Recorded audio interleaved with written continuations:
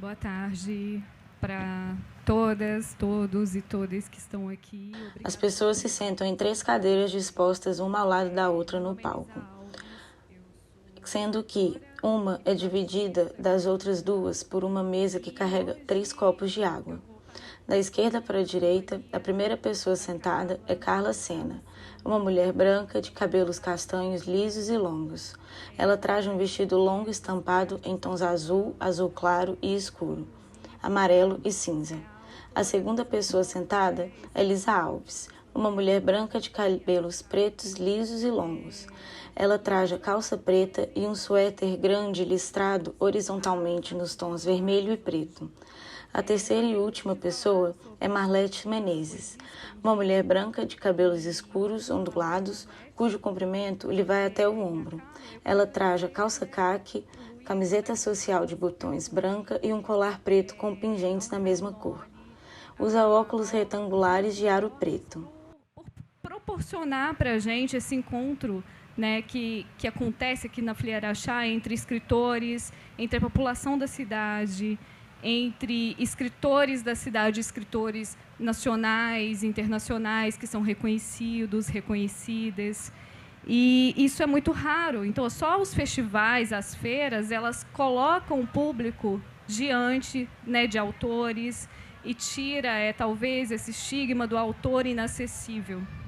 Então, assim, é muito importante a gente ter aqui na nossa cidade. Eu sempre falo, se na minha adolescência eu tivesse Filiera Araxá, seria um incentivo enorme, né, para os jovens da minha idade, daquela época, anos 90. A poesia expandida, gente, o que é um conceito assim muito resumindo, para não ser tão didática, ela está além do suporte da página, ou seja, ela está além daquele suporte do poema, a estrutura do poema. A poesia expandida ela está no som, ela está na paisagem, ela está na fotografia, ela está nas pessoas. Tem um autor mexicano, Octavio Paz, que eu gosto muito, e que ele costuma dizer, né, que há poesia sem poemas. E que essa poesia ela é pessoas, ela é acontecimentos, e ela é uma mistura linda de linguagens de várias artes. Então, é cinema com arte visual, misturado com música, com performance. E, bem, é isso. É sobre isso que a gente vai falar dentro do nosso trabalho. E eu vou passar a palavra para a Marlete Menezes para falar um pouco do processo dela dentro da poesia expandida. Depois a Carla Sena vai falar sobre o processo dela também, artístico. E depois eu vou falar sobre o meu. É isso. Muito obrigada pela presença de vocês. Obrigada, Lisa. É um prazer imenso estar aqui. Obrigada pela presença de vocês. Eu vou me apresentar um pouco. Eu sou Marlete Menezes, eu sou artista visual, designer, artista, mas com foco, como abordagem da fotografia e do desenho. E eu vou pegar a fotografia como princípio, porque é onde eu quero chegar para a gente falar de poesia expandida. Quando saí de Araxá, eu comprei uma máquina fotográfica, uma Olympus OM1. E foi com ela que eu comecei meu curso de arte. Em 1985, eu e 2 amigas de Belo Horizonte, a Inês Rabelo e a Simone Villani, a gente fazia fotografia e interferia na fotografia. Então, nós tínhamos um trabalho que é como se a gente não ficasse muito satisfeita com a imagem. Então, a gente fez várias séries dessa. A gente lançava cartões postais em BH, de fotografia urbana, com interferência. Chamava interferência 1, 2, 3. E, nesse processo, as minhas primeiras interferências foram com desenho em cima da foto. A segunda vez foi com pintura em cima da fotografia. E, da terceira vez, a gente montou... Eu, na verdade, montei um laboratório no estúdio de um amigo e comecei a fazer umas fotos. Na época, estava surgindo o vídeo, né? A fotografia em vídeo. O cinema de vídeo, né? Então, o Éder Santos ele começou imediatamente a filmar esse trabalho E eu, fotografando aquela cena, eu vi ele com a televisão, com aquela filmagem. Eu imediatamente deixei de fotografar a cena e passei a fotografar a televisão, a imagem do vídeo. E esse foi o meu trabalho da exposição, que já era uma superposição de trabalhos, né? O Éder acabou que esse foi o primeiro prêmio dele, porque o vídeo ele levou e foi o primeiro prêmio do Éder Santos. Bom, seguindo isso, em 2000... deixa eu só dar um parênteses antes, que esse ano eu fui na feira, no Festival de Fotografia de Tiradentes, e houve na plateia o Fernando, se não me engano, da USP, falando sobre fotografia expandida. Então, ele trouxe que esse termo, fotografia expandida, vem com Rosalind Krauss, quando ela cita no livro dela a escultura expandida. E ali ele percebeu que ele podia falar de fotografia expandida. E eu, ali, este ano, percebi que o que eu fiz em 1985 era fotografia expandida. Tá? Foi muito bacana essa percepção. Bom, em 2005, mais ou menos, eu fiz este livro. Esse aqui eu tenho, eu posso trazer, porque os outros eu não tenho. Isso aqui foi em 2005, eu muito interessada nos movimentos dos processos artesanais, das tecnologias contemporâneas, do que está surgindo. Eu produzi esse trabalho, que ele é um livro. Ele tem uma parte que é um multimídia sobre registro de ofícios, de processos artesanais. E aqui tem a produção de um livro, como o livro era produzido antigamente, que é em tipografia. Quer dizer, isso eu trouxe para representar um pouco do meu interesse e da minha investigação, como é que ela vem sempre pautada nessa multiplicidade de linguagens, onde você me interessa qual é o movimento do tempo em que a gente está vivendo. Como diz o Agamben, né? Arte assim, o contemporâneo é você ver no escuro do seu tempo o que é invisível, né? Então, eu acho que eu trabalho um pouco nesse lugar. A experiência que eu trouxe para compartilhar, porque quando a Lisa me provocou com esse tema, eu estava num processo de produção de algo que eu vivi aqui no meio da pandemia, sabe? Eu, numa vivência no cemitério das Palmeiras, eu, de repente, estou lá resolvendo problemas de túmulo, né, de família, e a hora que eu saio assim para olhar do lado do túmulo, eu vejo um galo amarelo, mas ele era muito amarelo. Eu nunca vi um galo tão amarelo na minha vida. Então, eu peguei o celular, assim, o que me encanta é isso. Imediatamente, eu peguei o celular e saí atrás desse galo, registrando o galo. Eu vou pegar um do galo aqui, para vocês verem como ele era muito amarelo. Este é o galo, ok? Então, eu fiz várias fotos desse galo, andando no cemitério, sabe? E cheguei em casa naquele espanto daquela situação, comentei, surgiram várias histórias ali na mesa. Mas a Lídia Porto, que está sendo homenageada na FLI, a hora que eu mostro essas fotos para ela, ela fala assim, Marrante, me manda essas fotos. Aí eu mandei as fotos e ela começou a me devolver poemas sobre essas fotos. Aí eu voltei de novo para esse trabalho, olhei para esse trabalho e vi que ali eu tinha uma narrativa. E resolvi produzir um livro. O que me encanta com esse livro, e a hora que a Lisa me convidou, eu fui pensar sobre o que estava posto nesse livro. E que porque eu penso que arte é pensamento. À medida que arte, para mim, é um modo de ver a vida, é um modo de viver a vida, é um modo de fazer minhas escolhas. E usar o livro como suporte para a expressão da arte, para contar esse espanto, essa situação que eu vivenciei ali. Então, como fazer isso, né? Então, aqui temos um livro, quer dizer, eu produzi 20 exemplares, porque eu que produzi, então é muito caro. São todos numerados, mas isso aqui, para mim, tudo no livro fala, né? O livro ele tem uma capa, ele tem um miolo, ele tem um processo de contínuo de uma narrativa de uma história.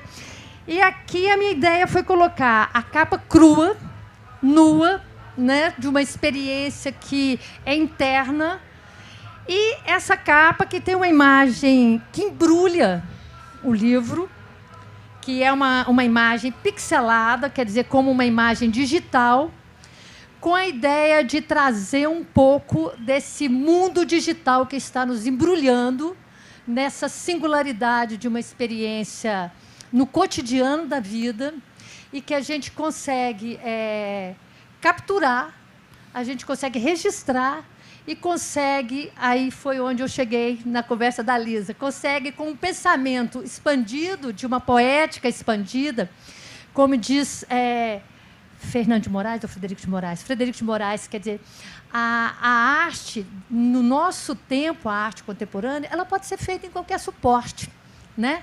Então, assim, ela saiu dessas estruturas canônicas da escultura, da pintura, da gravura, e qualquer suporte que a gente utilizar é suporte para se expressar e para colocar uma ideia e um pensamento. E eu entendi que aí está a minha poética expandida. Maravilhosa. E eu, quando eu vi na internet esse galo, e eu ainda não conhecia a Marlete, eu, gente, que artista doida é essa da cidade que está correndo atrás de um galo? Eu tenho que conhecer essa mulher, porque... Né, e a hora que eu vi, tem uma poética linda nas suas fotografias, porque existe uma narrativa desse galo. E não tem como dirigir um galo, gente. Né? E eu falei assim, tem que ser uma pessoa muito sensível. E aí eu vi que ela também tinha feito sankofa. Eu falei, ela gosta de um pássaro. Tem uma... Ela gosta de um Deixa pássaro. Só fechar esse pontinho, porque é o seguinte, você comentou que eu sou autora do sankofa. Não. O sankofa... Não, foi só para corrigir isso. O sankofa é um símbolo africano, de origem africana, milenar. Tá? O que nós fizemos foi aqui, construindo a identidade visual do FLI, eu utilizei esse símbolo para representar a demanda que me veio. E o sankofa significa volte e pegue o que você esqueceu. Não tenha vergonha de buscar, de voltar atrás e trazer para construir o futuro aquilo que você deixou para trás. Então, eu me senti muito viver no sankofa, muito essa situação da FLI em Araxá, e que tudo veio ao encontro e o Afonso assumiu o símbolo como símbolo da FLI. Então, era isso. Antes de continuar, vamos ouvir a Carla, né? Estou doida para escutar. Boa tarde a todos. Obrigada pela presença. Fui convidada a acompanhar essas duas artistas, né, grandes artistas. Me sinto muito honrada. Agradeço ao Luiz Humberto França e à organização do FLI. Eu vou falar um pouquinho da minha história, que se mistura, na verdade, porque o motivo de eu estar aqui. Né? Eu comecei a arte, depois a praticar a minha arte a partir dos 50 anos. Eu sou pintora autodidata, eu sou de Araxá, vivi aqui como educadora por todo o tempo, né? Sou pedagoga de formação. E desde a adolescência, uma apaixonada por arte. Fiz pintura aos 13, 14 anos com a dona Cordélia Barreto, que é uma pintora que todo mundo deve conhecer, saber da grandiosidade da dona Cordélia. No momento em que eu aprendi técnica. Né? Eu aprendi técnica, como pintar, quadros com pintura a óleo. Não sei se você foi minha colega, Marlete, nessa época. Devo ter sido. Nós também fui aluna da Cordélia. Que gostávamos de arte e nos iniciávamos com a dona Cordélia. E foi uma grande incentivadora. Porém, no decorrer da minha vida, eu mudei a minha área, fui trabalhar com a pedagogia e sempre a arte permeando a minha vida. Fui psicopedagoga e, durante a psicopedagogia, trabalhando com arte-terapia, com literatura, com música. Então, todas as artes, na verdade, elas fizeram parte do meu trabalho como pedagoga. Né? A gente que tem a arte dentro no sangue, que pulsa, de alguma forma, você busca, você pinça essa arte naquilo que você está fazendo. E, impossibilitada de fazer uma faculdade de belas artes, eu não me intimidei a ser pintora, mesmo assim, e busquei na minha pintura. Na verdade, acho que a pintura que me buscou, ela sempre me seduziu, e eu, incentivada pelos meus pais, eu busquei, da melhor forma, assim que eu estava para me aposentar, a desenvolver meu trabalho na pintura. Hoje eu sou pintora, trabalho com telas, com a técnica em acrílica, trabalho em pinturas em porcelana também. Morei por 6 anos, quase 6 anos em Tiradentes, que foi a minha fonte de inspiração. Foi para lá que eu fui beber um pouco da inspiração da arte. E foi onde eu cresci muito na arte, e onde eu aprendi que, embora eu não tivesse uma faculdade de arte, eu tinha dentro de mim todas as possibilidades de fazer arte. E tive grandes incentivos dos artistas locais. E comecei um trabalho que eu vou dizer que não era muito autoral, porque eu ainda estava um pouco perdida no que eu queria fazer. Trabalhei com painéis em madeira de demolição, que era o suporte melhor que eu tinha em Tiradentes. E comercializei muitos painéis para arquitetos, designers de interiores e donos de pousadas e cafés. E sempre trabalhando com a temática da natureza. Eu sou um amante da natureza e gente que veio de roça, então sempre pintando passarinhos, galos, galinhas, borboletas e libélulas, que é a minha grande paixão. E sempre em busca de um trabalho autoral. Quando eu me ingressei na faculdade eu resolvi que eu queria beber um pouco mais da fonte da arte. Eu me ingressei na faculdade, na Universidade Federal de São João del Rei, e lá, num processo criativo, na verdade, é artes aplicadas em cerâmica, que é uma grande paixão também, embora eu me doe mais para a pintura. Eu fui, trabalhando no processo criativo, eu voltei na minha memória afetiva de infância, que era uma casa cercada por muitas mulheres. Nós somos 4 irmãs, tem uma delas aqui comigo hoje, e apenas um irmão, nossas avós muito presentes na nossa vida, um pai que se ausentava muito em viagem a trabalho. Então, nossa casa era uma casa muito feminina. E a minha temática se voltou bastante para o feminino, onde eu busco bastante inspiração nos meus quadros. Às vezes as pessoas me perguntam, mas você só sabe pintar mulher?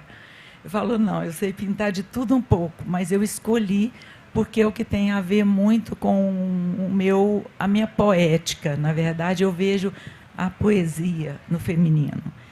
E na nossa casa de infância, com tantas mulheres e tantos livros, sempre muitos contos de fadas, o que ficou na minha memória são as Rapunzéis, as mulheres de cabelos longos, porque da qual eu sempre fui adepta do cabelo longo desde criança. E isso veio à tona quando eu comecei a buscar esse trabalho autoral. Eu fui descoberta há um tempo atrás, vou dizer descoberta, porque eu nunca fui atrás de curadores de arte para fazer exposição. A coisa aconteceu sem nenhuma intenção minha. E, quando um curador primeiro me procurou para expor lá fora, ele falou, quero que você passe isso para as telas, porque a madeira é impossível levar lá para fora. Então, eu comecei a me dedicar a esse feminino nas telas. E o que mais me trouxe aqui hoje, que eu me senti à vontade para falar da poesia expandida, porque quando eu recebi o convite e o tema, eu não me senti pouco à vontade, embora eu não seja poeta, mas eu sou pintora, e a pintora na verdade, a gente trabalha poesia nas telas, né? E é uma leitura que eu faço das imagens, do mundo, da vida, eu coloco nas minhas telas. E eu tenho a honra de dizer que eu tenho na minha irmã Mara Sena, que é poeta, as primeiras telas que eu consegui colocar o feminino, que eu busquei as imagens mais genuínas da nossa infância, né? Quando ela escreveu o primeiro livro, Luas Novas e Antigas, a primeira mulher que eu pintei foi uma mulher segurando uma lua crescente. E isso foi intuitivamente. Eu fiz sem nenhuma intenção de vender, eu queria colocar essa poesia toda da forma como eu gostaria de escrever. Lá em casa a gente sempre foi muito incentivada a ler e escrever, mas a forma que desde pequena eu soube expressar foi através do desenho e da pintura. Então, a minha poesia ficou nas telas, fica nas telas, né? E ela se expandiu para as telas. E assim foi fluindo. Outros e outros poemas, né, Mara, foram acontecendo. A gente nunca teve a oportunidade de fazer uma exposição com essas poesias na tela, mas ainda vamos ter. E os poemas me inspiraram. Então, eu sempre pergunto assim, onde é que está a poesia, né? O que é poesia? Senão o olhar, né? O sentimento que você coloca em alguma área da sua vida. De alguma forma, o seu olhar... Quando eu recebo clientes no meu espaço de arte que vai me comprar um quadro, é a poesia dele no meu quadro. É a forma como ele olha. As minhas mulheres têm olhos fechados. Eu sei muito bem pintar olhos, mas eu quero que o leitor, que a pessoa que vá olhar meu quadro, ele coloque a poesia que ele quer ali. Não seja o olhar da pessoa que expresse simplesmente o que eu quero impor, o que eu estou sentindo. Então, essa foi a forma que eu consegui fazer com que a minha poesia se expandisse. E o suporte foi a tela. Por um tempo vai continuar sendo, eu gosto muito mais. Eu tenho feito em porcelana minhas mulheres, porque eu gosto dos objetos utilitários, eu quero que a arte esteja na mesa, na parede, em todos os lugares da casa, não somente em quadros. E, assim, eu penso que essa coisa que a Marlete falou, da arte híbrida, né? A arte se tornou híbrida, e com o advento da internet, não tem mais fronteiras para a arte. Eu estava lá escondidinha em Tiradentes, achando que eu ia apenas trabalhar com os meus passarinhos na madeira de demolição. Hoje eu tenho um espaço de arte aberto para quem quiser visitar e para quem quiser trabalhar com um espaço como espaço cultural.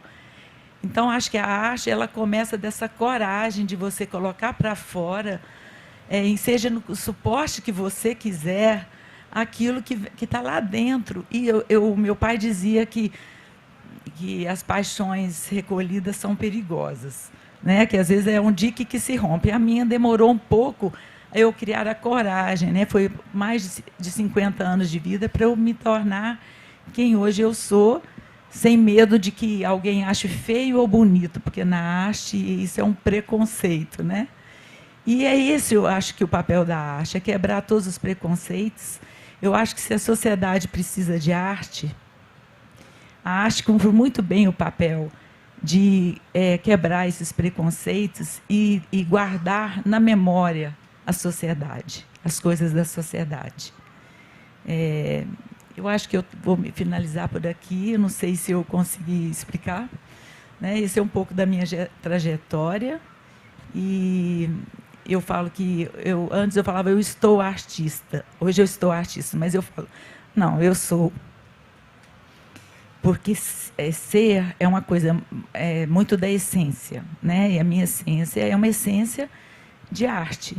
Então, eu estou muito feliz em fazer o que eu estou fazendo e feliz em falar para as pessoas que estão aqui, que eu acho que devem ser pessoas que têm uma sensibilidade muito grande com arte, senão não estariam aqui para nos ouvir. Muito obrigada pela atenção. Maravilha, bom ouvir vocês duas, é um aprendizado. E eu fico assim pensando, né, que a poesia ela chega para mim também através da imagem, mas também através da música. E eu lembro, né, eu estava pensando o que eu vou falar sobre a poesia expandida, né? Eu estou com um livro, eu queria apresentar esse livro falando desse processo, mas antes eu queria falar um pouquinho sobre a minha trajetória, muito rápido.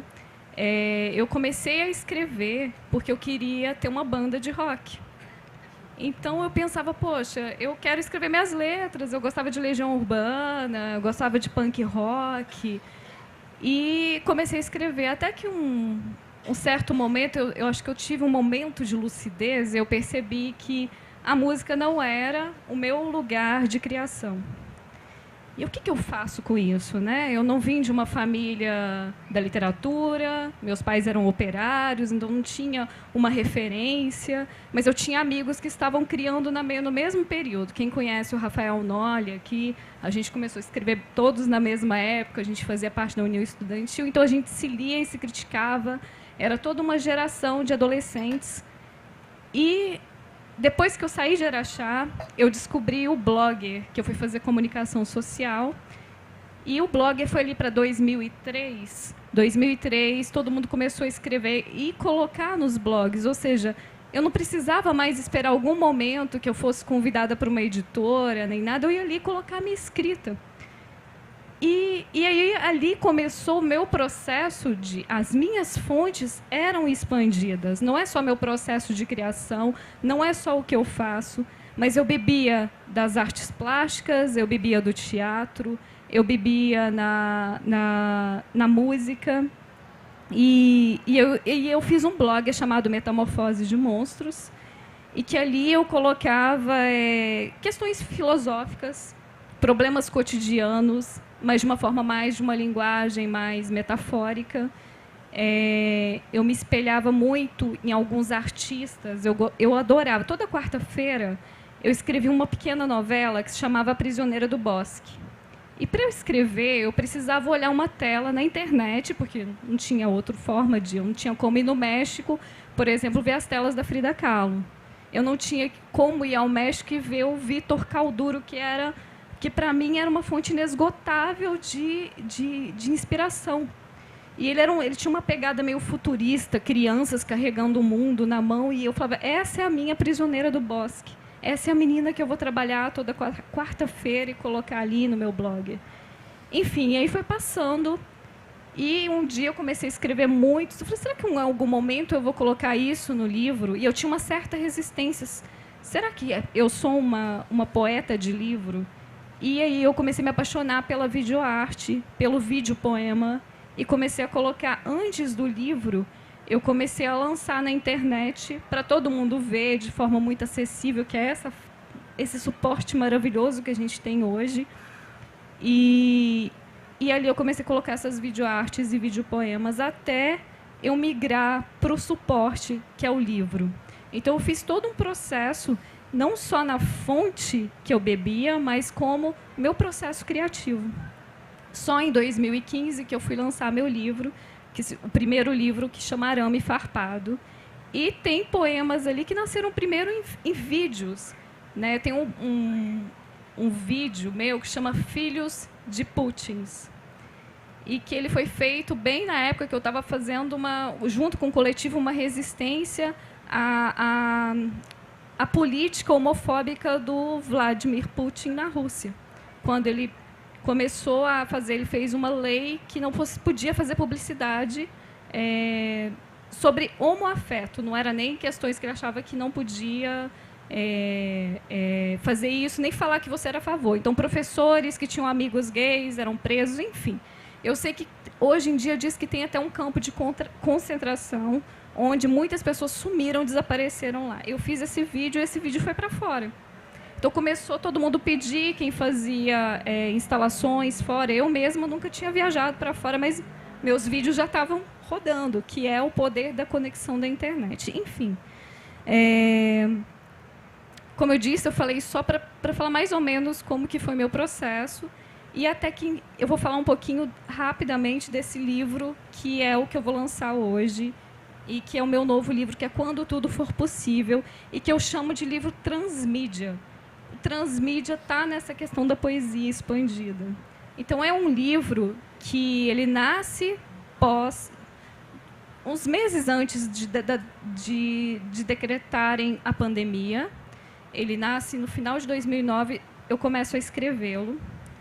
Então, nasce da forma escrita, até que chega na pandemia. Eu estava no Rio de Janeiro e eu pensei, eu não quero que isso vá para o livro, porque o livro não vai dar conta do que eu quero passar. Então, eu fiz 4 videoartes na época, 2 filmadas no Rio e 2 filmadas aqui em Araxá. Uma foi até no Barreiro e a outra no sítio da minha família. Bem, então, chegando... E aí eu recebi uma proposta da Mirada, que é um selo de Pernambuco, que falou: Lisa, vamos colocar isso na revista? Eu fui colocar vídeo na revista, eu quero fazer instalações, eu quero... Ela: não, vamos colocar isso na revista e eu vou fazer plaquetes. Para quem não sabe o que são plaquetes, são pequenos livrinhos, livretos fininhos, que são dobráveis, de poucos poemas, no máximo 6. Só que ela fez digital, acessível para todo mundo, e aí eu topei fazer. Então, fizemos de 2020 a 2021 esse processo. Chegou 2022, ela me convenceu a levar para o livro, e eu ainda na resistência, ela disse: por que você não faz um experimento sonoro junto com esse livro escrito e a gente publica isso? Então, esse livro, ele, além dele ter uma pegada onírica, escrita caminhando, os vídeos, eles são sempre uma pessoa, o olhar subjetivo de uma pessoa caminhando. O livro, ele vem com QR Code e que você vai ter experiência sensorial. E aí que eu queria... Na verdade, eu estou falando tudo isso para falar que tem coisas que a palavra não dá conta, a imagem dá conta, o som dá conta, a fotografia dá conta, e o contrário também acontece. E aí eu falei: como que eu vou explicar a voz de uma mulher serpente conversando com uma mulher corvo, com um portal tridimensional que liga 2 tempos, o futuro, talvez um futuro e um passado juntos, na escrita? E no áudio, nesse experimento sonoro, eu consegui trazer, fazendo trabalho de paisagem sonora, esses sons capturados de animais, de ambientações. E aí, quando as pessoas começaram a fazer o experimento e me trazer o retorno, elas sentem que o livro, ele tem um outro tempo quando ele é lido e escutado. Então, um outro experimento da poesia. E que é uma multilinguagem, porque ele vem de vídeo que migra para uma... que faz essa migração transmídia para um outro processo, que é a plaquete. Da plaquete vai para o livro físico, do livro físico vai para o áudio. E, bom, e aí nasceu essa... Deixa eu pegar. Nasce esse pequeno livro com uma pedra que eu tiro de um catálogo de paleontologia que eu arranquei. Eu mesma fiz o livro, né? E a Mirada, lá de Pernambuco, editou. Ela fez a edição, publicou, e conectando com um fio de fone, ou seja, uma pedra de pixel e uma pedra do templo da pedra lascada, que é o Paleolítico. E eu queria trazer essa conexão de 2 mulheres que se amam, uma no Paleolítico, uma no futuro, e dentro do áudio trazer uma voz de uma IA, que é uma mulher que não existe. Eu aproveitei para também trazer essa conversa que eu tinha em sonhos. Eu ouvia, durante a pandemia, uma voz em espanhol falando comigo, só quando eu estava dormindo. A gente teve muito tempo para sonhar na pandemia. E eu falei: quem que vai fazer essa voz que não existe? Eu falei: só pode ser uma IA. E a IA também veio para esse experimento sonoro. Bem, é isso, gente. Obrigada. Peraí, eu quero falar uma coisa sobre isso. Tá, não, vamos... Acho que tem tempo ainda para a gente... Tem, né? Porque você traz uma coisa que é tão... que é esse atravessamento entre campos do conhecimento, entre espaços, entre técnicas, né? E que o que é incrível é que, assim, talvez seja isso que seja a nossa questão hoje, né? Assim, a questão que está instaurada. Porque, assim, está tudo disponível, né? A gente pode usar qualquer suporte mesmo, a gente pode fazer qualquer coisa. Agora, a questão da arte contemporânea, né? Que quando o Agamben fala, assim, você trazer esse invisível, né? Ele está falando também dessa conexão com tudo que está disponível, de dar conta de falar disso que está difícil de expressar, né? Disso que a gente não acha lugar. Que talvez o símbolo da FLI é muito feliz nesse momento, né? Porque ele nos invoca a olhar para trás, a buscar o que alguém fez antes de mim, né?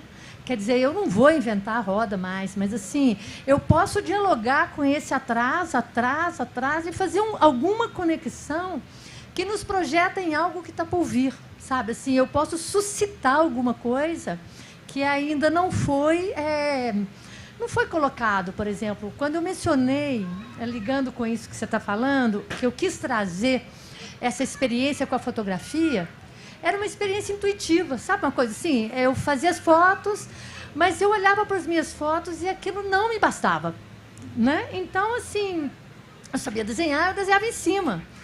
Os colegas fotógrafos da Escola de Belas Artes, eles acabaram com a gente. Eles falavam, isso não é fotografia. E a gente continuou fazendo, isso não é fotografia, a gente continua fazendo. Hoje, a maior discussão no Festival de Fotografia de Tiradentes era o que é fotografia, né?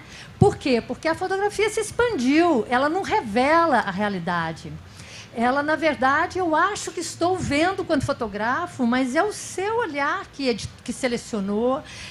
Assim, às vezes eu faço várias fotos para ver depois, para compreender aquele momento depois. E talvez seja isso que eu fiz com o Galo. É a minha maneira de compreender a vida. É no movimento.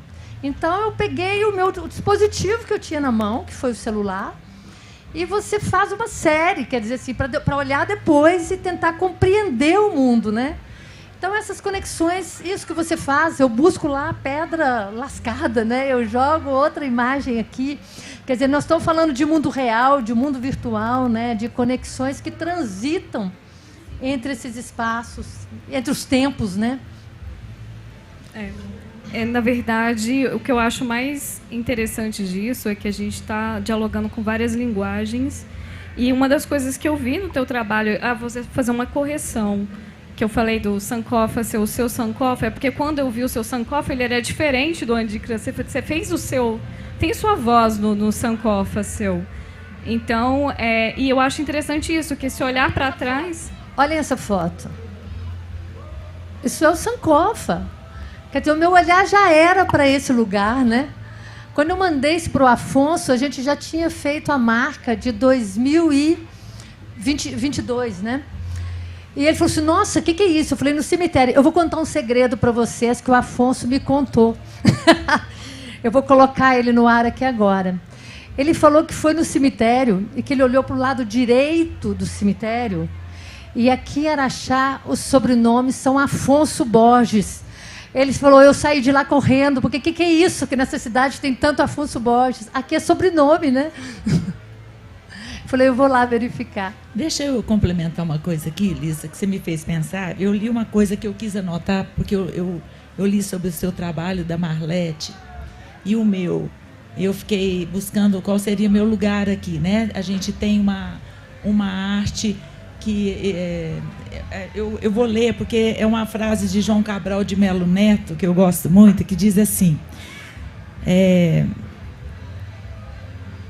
pode-se dizer que hoje não há uma arte, não há uma poesia, mas há artes, há poesias.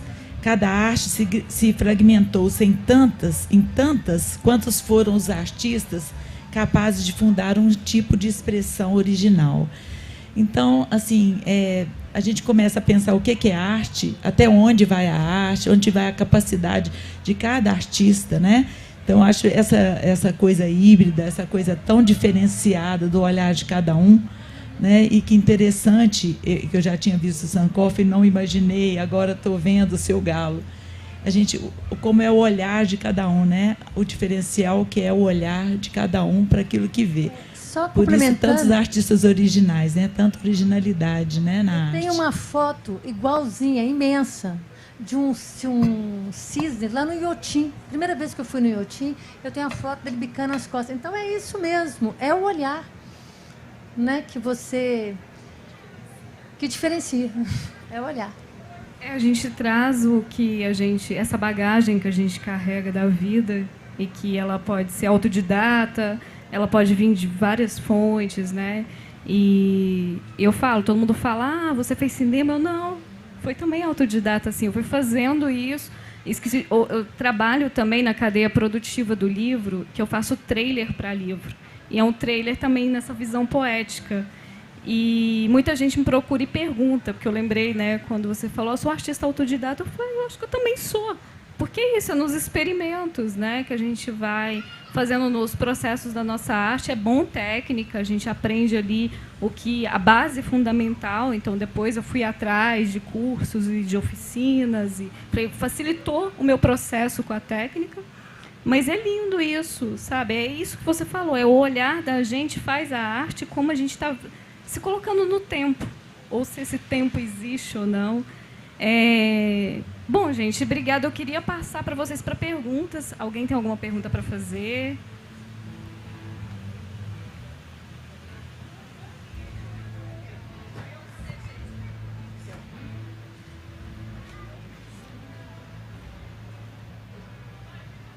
Você disse que a libélula é sua grande paixão, inspira muito. Como que você vê essa libélula com a feminilidade que você construiu aí para desenhar as suas mulheres de olhos fechados? Alessandra, a libélula foi um símbolo, na verdade, teve uma simbologia na minha vida. Talvez a Mara lembre, quando a gente era criança, nós tínhamos um tanque em casa, no jardim do quintal, que tinha muitas libélulas. E eu sempre fui encantada com a velocidade com que a gente não conseguia pegá-las, né? E quando eu buscando um símbolo para o meu, na verdade, até para a minha logomarca, foi o meu primeiro ateliê em Tiradentes, e hoje ainda continua sendo a logomarca uma libélula. Eu queria saber o significado da libélula. E na filosofia oriental, a libélula é símbolo de positividade, de renovação, de intensa atividade. E eu, aos 52 anos, me aposentando, quando muitas das mulheres pensam que vão parar, e eu querendo ainda começar a desenvolver um trabalho que foi a minha grande paixão a vida toda e que eu não pude fazer criando 3 filhos, né, numa situação que não era o momento. Então, eu trouxe essa libélula como uma forma feminina de dizer, olha, não tem tempo, não tem espaço para começar, para você, na verdade, para colocar a sua intensidade, que eu acho que o que é feminino? O feminino é ser intenso, né? Acho que o que talvez nos diferencie do masculino seja a intensidade, né? Nós todos sentimos, mas o feminino carrega essa intensidade. Tanto é que somos mães, né? O feminino pode ser mãe, pode gerar um filho. Então, a libélula, ela me traz isso. Ela teve uma conotação muito importante na minha vida, e por isso eu continuo carregando até hoje, porque ela tem esse movimento de não parar. Ela tem uma pressa de viver, uma intensidade em realizar tudo que ela quer nessa vida terrena, né? Então é isso. Eu espero que eu tenha te respondido. Obrigada pela pergunta. Puxando a sardinha aqui para o lado da poesia escrita, né, do poema. O poema, ele é pura imagem mesmo, é pura imagética, né? Eu queria saber de vocês, assim, um poeta ou quais os poetas que mais inspiram vocês? Poetas brasileiros ou estrangeiros? Clarice, sem medo de errar. Eu sou muito drummondiana, então Carlos Drummond ele me influenciou muito em tudo. O meu primeiro livro, eu acho que todo mundo fala assim, nossa, é praticamente uma referência, é um livro mais político, tem essa pegada do Drummond político, que foi que eu bebi muito, que tem muita relação também com a música que eu ouvia, né, o punk rock nacional. Mas também tem uma poeta hoje, infelizmente ela nos deixou, ela se encantou em 2012, que é uma polonesa que hoje, a Wisława Szymborska, hoje é uma grande referência para mim, e ela está... eu estudo ela, e eu acho ela para mim, a grande referência. Ela é maravilhosa. Eu sei que não é novidade para você, não como irmã, mas a minha poeta é a Adélia Prado. Eu tenho nela mineiridade. Eu gosto da mineiridade, eu tenho uma paixão por música mineira, por poesia mineira. Então, a Adélia Prado sempre me traz coisas da simplicidade, da sutileza, que é uma coisa que eu tento colocar nas minhas telas. Tá certo. Eu até, Mara, eu tenho aquela... às vezes a gente fala de pintura e as pessoas pensam que a gente está sempre muito inspirada, né? E tem um poeminha da Adélia Prado que diz assim: às vezes vejo pedra, às vezes olho pedra e vejo pedra mesmo. Nem tem, todos os dias a gente consegue colocar a poética que a gente quer nos nossos trabalhos. Então, ela sempre tem alguma coisa que responde às minhas angústias. Que lindo. Obrigada. Mais alguém? A gente já está encerrando, né? Gente, muito obrigada pela presença de todas. Foi uma tarde maravilhosa. Eu acho que sempre essa troca, ela é muito rica para a gente que está aqui. E eu também sempre estive e estou aí, estou assistindo outras pessoas. Então, assim, a gente aprende muito ouvindo. E eu acho que é uma generosidade. Uma das coisas que eu trabalhei nesse livro, com essa poética do som, é a nossa capacidade de ouvir. E eu termino esse livro falando: o amor é uma escuta. Né? Então, é de uma generosidade enorme vocês estarem aqui ouvindo a gente hoje. Muito obrigada. Obrigada. E obrigada a vocês pela companhia, por poder ouvir vocês e aprender. Sim, obrigada, é sempre aprendizado, Lisa. querida. Obrigada, Carla. Agradeço Nós também. vamos estar ali autografando esses 2 livrinhos, tá? Para quem quiser chegar junto. A gente está ali na Nobel agora, a gente vai para lá. Quem quiser. Aliás, eu tô com uma... Eu até coloquei na Nobel que os primeiros 2 autógrafos vão ganhar um pôster. Eu gostaria de fazer um convite. Impossibilitada de colocar meus quadros na Livraria Nobel, que seria essa programação, por falta de espaço, eu gostaria que vocês pudessem me visitar no meu espaço de arte, Carla Sena, que é no Senador Montandon, 625. Tá? Quem puder ir, eu vou ficar muito feliz de vocês poderem ver se o que eu falei realmente, a minha arte tem toda a poesia que eu estou colocando aqui. Obrigada. Obrigada a todos.